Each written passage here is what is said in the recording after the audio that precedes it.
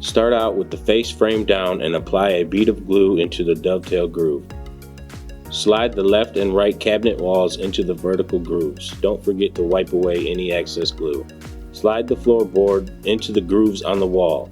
Make sure the floorboard notch fits into the groove on the face frame. Locate the small and large toe kicks. Slide them into place using the dovetail. The large toe kick should be placed at the front of the cabinet and the small toe kick should be placed at the back. Now place one metal clip at each corner of the cabinet underneath the floorboard. These will be used to join the toe kicks to the sides of the cabinet.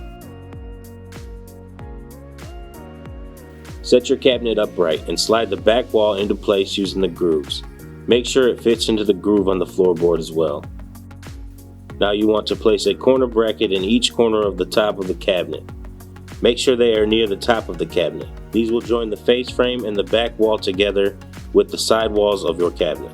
Place the door face down and set each hinge into place, making sure the holes on the hinge line up with the holes on the door. Fasten them down with 2 screws each. Then place a rubber bumper on each corner of the door opposite your hinges.